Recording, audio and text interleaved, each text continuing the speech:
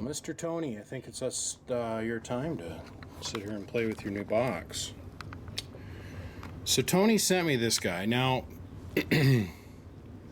no, there's nothing wrong with your camera, and no, I'm not standing on my head. This amp's actually designed to sit like this. Okay, so this would be the bottom and this is the top. So Tony, let's start at the beginning. Your on-off switch, I went ahead and I flipped these. So now up is on, down is off. Remember, the amp's got to be flipped upside down. Tony sent me this amp, and I'm not gonna lie, it had the most messed up combiner network I've ever seen. Now Tony swears to me, up and down, that this amp worked.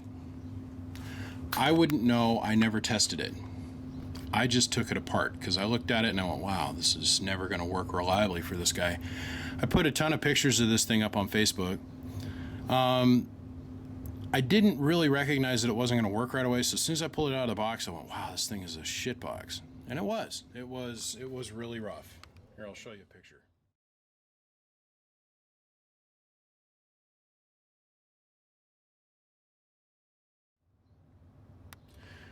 So I went and I washed it, and as I'm standing out there washing the 7-million years worth of schmoo out of the inside of the cabinet, I couldn't help but notice that the combiner network wasn't appropriate by any means.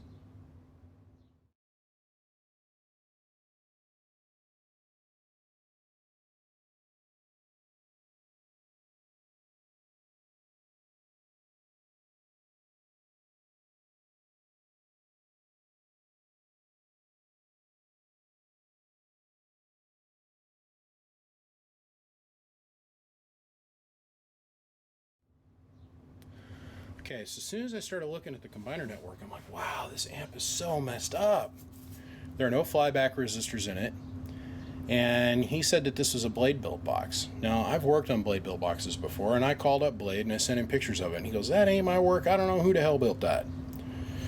So, this thing's a little rough on the inside, but man, it sure works good now. So I get it all washed. I call and I talk with Tony about it on the phone. He says, man, get it done. I said, okay. So I pull this transistor out. And when I pull it out, I take the transistor out and I flip it over and it's dry. And when I mean dry, I mean like Sierra Desert dry. Drier than dry.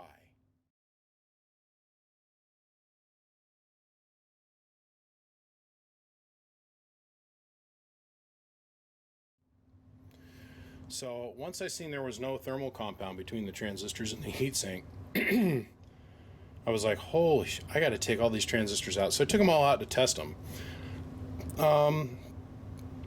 As I was removing the transistors, I noticed that all of the solder work, this transformer wasn't even soldered down.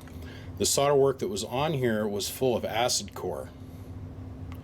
So somebody used Grandpa's old solder that they found in the tool bench that had acid in it from them doing a plumbing project back in the 1940s. Try and solder down the transistors, which does not work very well. So I went ahead and made the decision that I was just going to rip it all the way down to nothing because I wanted to look at every single component. So here, let me show you how far I took it.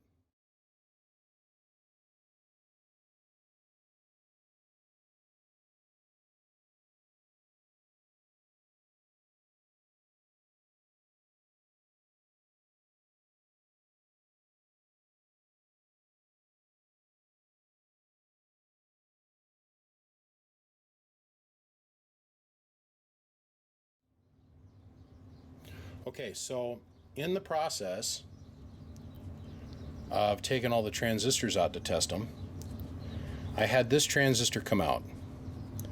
And it tested good, but I could smell the super glue burning off on the transistor. And let me show you what I mean. We'll take the lid off here.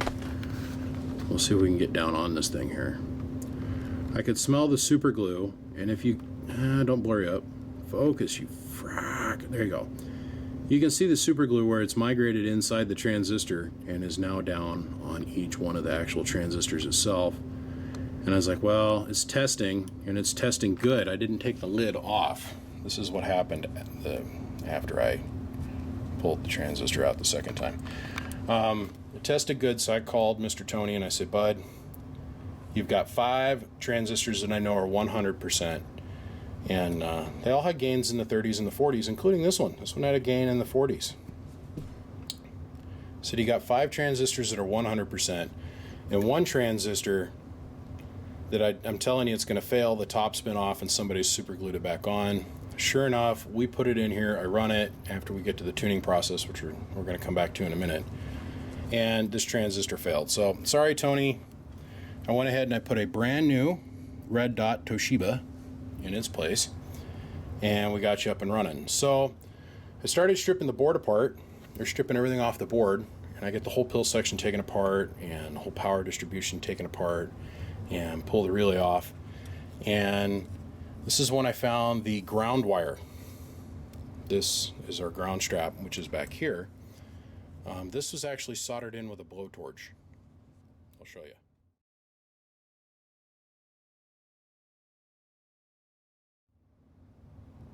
So as you can see in the pictures, this whole back corner of the board was completely jet black. Jet black. And the phenolic was all burned up. So I added a new strip to it. I went out and I got some copper bus, some actual copper bus, and cleaned all the burn and dirt and schmew off the corner and put the bus back in it. So here, I'll show you a picture of that.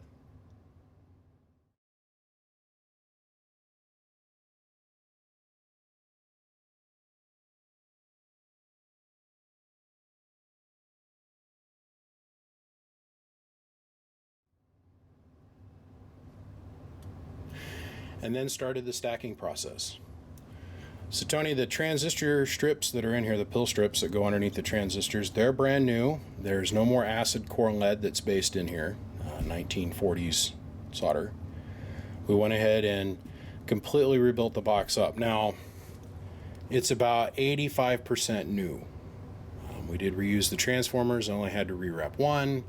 I changed the complete combiner network. That's all new. Moved it up to more of a modern style. Had to change the number of turns in the output transformers to make it resonant, and completely changed your output network. But here is all the parts I didn't use. Like you would use this to combine two pill sections together. Well, they had them daisy chained, as you can see. Like show. And then they had that came over here to a 2-port combiner with too many turns in it, and then the coaxes weren't even the right length. He claims this thing was working. I'm amazed that it did. I replaced the key and transistor circuit. This is gobbledygook, and that's the way it was when it came out. So I went ahead and I put a whole brand new keying transistor circuit down in there for you. Then we went on to the tuning. So I reused the positive power wire, I reused the relay, and I reused the transformers. Oh, and I reused the positive bus, but I went ahead and soldered it so it could carry a little bit more amperage. And then I reused the board. So all new capacitors, mostly new wire, all new coax, new combiners, new tuning network, new output tuning tube, added a doorknob, new input circuit, new input tune. Fixed your on-off light so it now works. And flip this around so it makes sense. So when you put the lid on it, you'll be able to flip it over. He also sent up this super modulator. Now, the super modulator was cute. It was nowhere in that condition. As you can see, it's fairly clean on the inside. I upgraded to power wire, redid the input tune, redid the output tune, and now there's a quarter water reflect between driver unit and output box. So Tony, let me get some stuff resituated here, and give me just a minute, and we're going to move on to the testing portion of this. But Bud, your straight 6 has been completely overhauled and rebuilt and cleaned,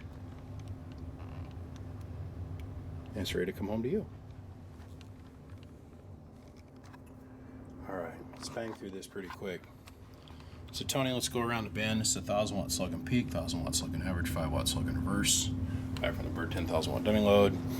We're going to use the 2950 little 30 watt radio because that's all this little super modulator is designed to put into it.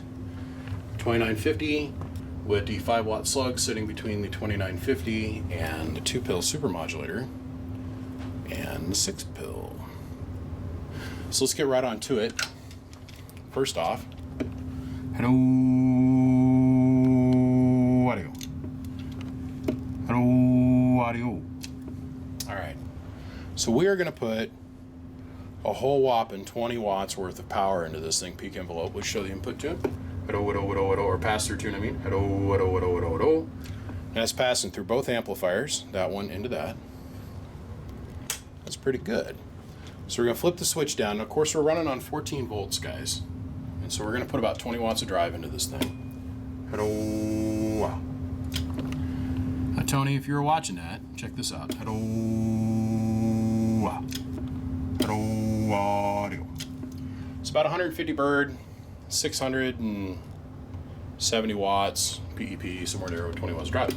Hello, hello, hello, hello, hello. Hello, hello, hello, hello, hello. Hello, hello, hello, hello. Hello, hello, hello.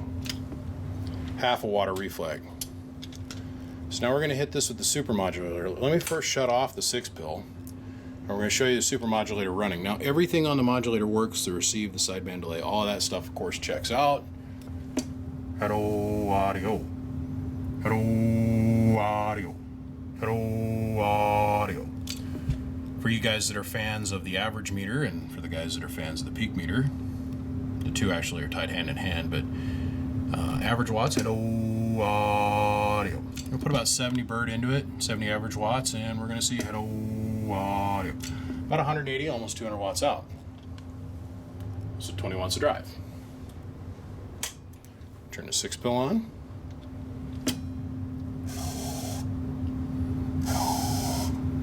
Hello. Seeing 300 bird. Let's turn the multiplier on. So now we're going to go over and we're going to take a look at this. Once again, real close. You guys know between the 40 and the 50 here is 1,000 watts. So we see about 14 and some change out of this thing with 180 watts of drive, which is about all that we can realistically expect out of this with that amount of drive. You can drive a little bit harder, Tony, and you'll pick up about another 100 to 150 watts on the output side. But I strongly suggest that you don't. As we were talking about on the phone last night, this box does not have a fan on it, so it is going to get hotter than frig. So you might want to just keep this as your driver. I know that you intentionally set this up for your driver, so these two are now matched. By the way, your length of coax, keep the 3-foot rule in mind. The only reason I use a 3-foot rule, or tune it for the 3-foot rule, is because that's about how 90% of the boxes are built. What I mean by 3-foot rule is 1, 3, 6, 9, 12, and so on.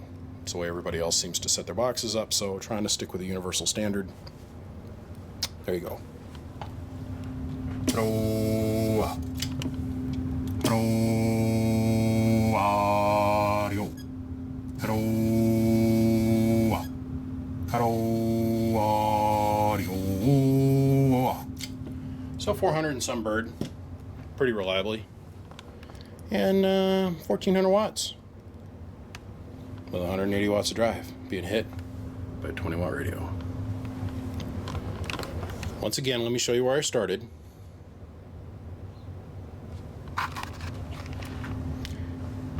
And this is where we ended up.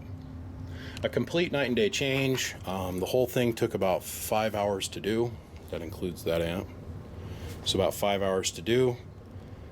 It took me about 15-20 minutes to put the labels on it and all that stuff. And Tony, we went ahead and we completely relabeled the back side of the box too. Your in and outs. We got rid of the Sharpies. It was just written on there with a Sharpie. We put actual labels. Ground, hot, in, out, that kind of thing. So Tony, on that note, your 6 pill, rebuilt by BBI, is now completed. Got a slapping logo on there for you.